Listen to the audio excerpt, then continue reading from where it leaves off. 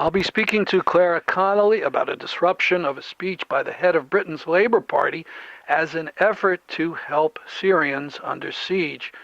Connolly is a member of Syria Solidarity UK and an immigration lawyer. She is speaking to us from London. Good afternoon. Good afternoon, Stanley. So when and where did this happen? This happened in Westminster Central Hall, so in, central London, at a Labour rally for International Human Rights Day, at which, the media attended, and the leader of the Labour Party was due to speak first alongside his female members of his cabinet in order to concentrate on women's issues in relation to human rights. Mm-hmm. And how many people were involved in your action? What did you do? Right. Well, we kept it small because we tried to be as, respectful as possible. So there were 6 of us, 5 members of Syria Solidarity UK, alongside Peter Tatchell, who is one of the most stalwart human rights campaigners that the UK has produced. And as Jeremy was about 5 minutes into his speech, we stood up with placards saying, support calls for humanitarian access to besieged areas, push for a parliamentary vote on unilateral UK aid drops, suspend Syria from the UN until it agrees to a ceasefire, request UN-supervised evacuations of the white helmets and the civilian population. Those were the sorts of things that we had on placards. It was intended at first to be a silent protest. We would stand in front of the stage, just 6 of us. We expected, to be honest, to be thrown out and to start chanting then, concentrating on the airdrops to besieged Aleppans as something that we felt had a cross-party consensus in the UK Parliament. So we were most likely to be able to achieve that if Jeremy Corbyn was prepared to give leadership in Parliament and call for a parliamentary vote. So we intended to chant as we were being thrown out. However, they were the chair was extremely civilized and allowed us time and asked Jeremy to pause his speech to allow us time to stand. And at that point, Peter Tatchell spoke up, and there was a short dialogue between himself and Jeremy Corbyn on the lines of, Aleppo is a new Guernica. Mm-hmm. Actions, not words, are desperately needed at this point. And Jeremy said he would address it in questions and answers, which he didn't really, but he did respond to Peter, and he said, look, oh yes, he left the microphone on by mistake and consulted his Foreign Secretary, Emily Thornberry, and said, have we condemned the bombing of Aleppo? When? And this was, of course, caught on the microphone. And then he said, yes, well, we have condemned the bombing of Aleppo, and we have asked for aid drops of food, and we have called for a ceasefire. Mm-hmm.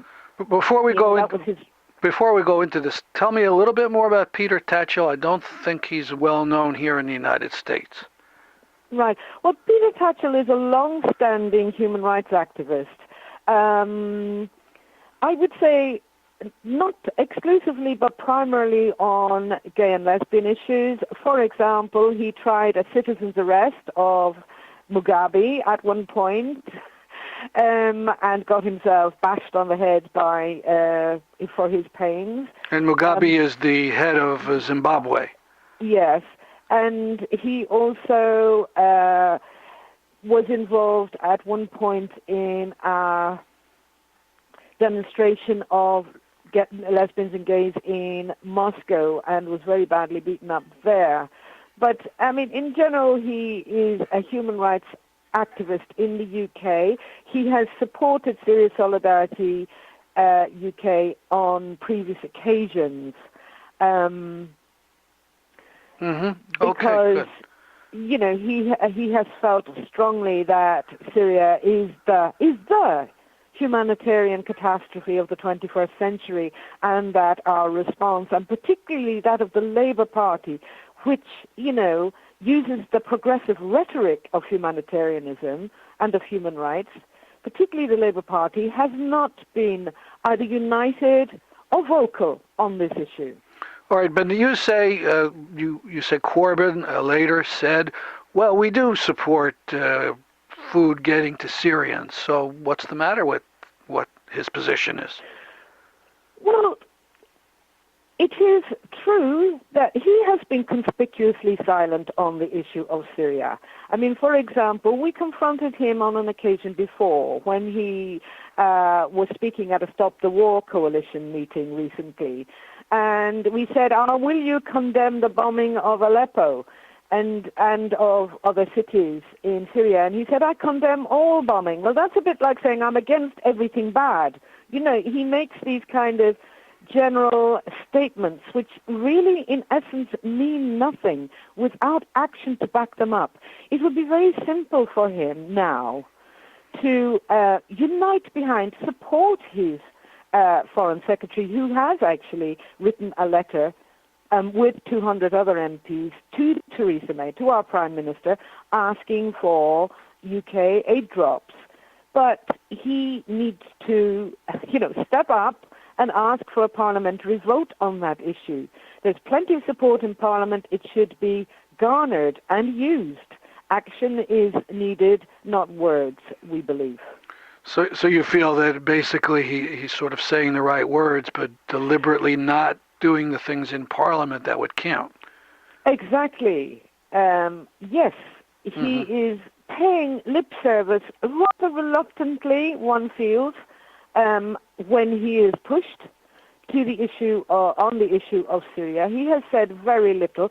He speaks eloquently about refugees, but it's almost like the problem in Syria starts at its borders, you know. There is no questioning or discussion of what is happening inside Syria and who is really bombing civilians. There is no point in condemning all bombing when, in fact, you know, the comparison between what Russia and Assad is doing to the civilians in East Aleppo now, you know, is kind of out of all proportion to any other actor in the field of Syria.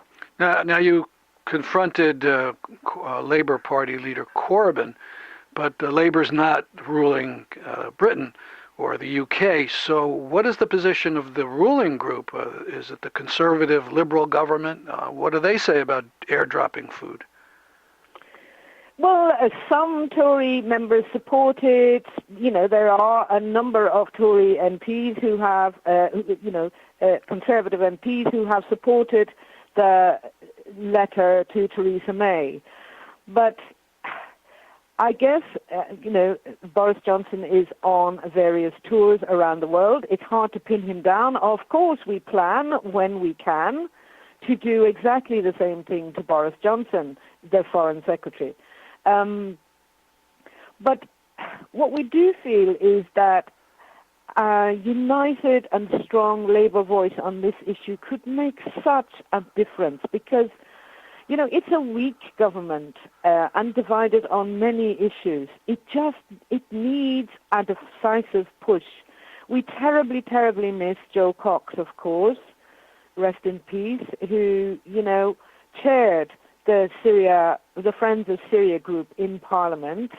There are others who have tried to replace her, but a strong Labour voice would make all the difference in Parliament on this issue.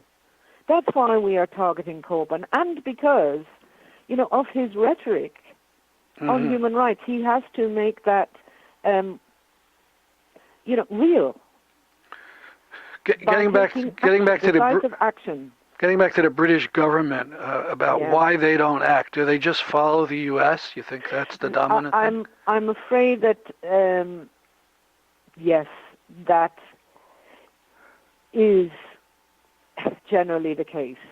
Mm-hmm. They will follow the U.S., and since the U.S. is in transition at the moment, and Obama has been regressively and, sort of horribly remiss on Syria, and Trump, of course, is, it seems, a supporter of Putin, then my guess is that the government in the UK is not going to act in that environment. However, what it needs is a strong push from the public. Mm-hmm. Absolutely. By the way, outside the meeting hall, someone who was angry at your action was fuming and declaring that the Syrian white helmets were propaganda and creations of Murdoch and the Rothschilds. I wonder if you often face this kind of anti-Semitic reaction. Yes, it's truly shameful when the White Helmets have just issued a desperate plea for safe evacuation, because we all know what they will face now. If they are captured by the regime, they will be a target. The West has stood by the White Helmets, has supported the White Helmets. To let them down now would be truly shameful. But what is really, actually it's terrifying, is the amount of kind of like leftist conspiracy theories about the White Helmets, which I'm sure you're aware of in the States as well. Mm-hmm. But, Right. Vanessa Beeley and, various publish in UK, on UK websites as well, slandering the White Helmets. And indeed, some of our own indigenous left wing have supported them, such as Tariq Ali, for example, who has posted attacks on the White Helmets on his own website and Facebook page. So, it seems to me that people who do that are actually complicit in the White Helmets' torture and death, which is inevitable if they do not find a safe way out. It is shameful. Thank you. Now, my last question is for further information about Syria Solidarity UK. Do you have a website or Facebook page? Yes, we have a website, www.syriauk.org, and some pictures of today's events are up on that page, and also, a video will be going up soon of the event and of Corbyn's answer, which we feel was very overgeneral and, lacking in the kind of detail and passion that is required at this moment. Well, thank you very much for talking. All right. Thank you, Stanley.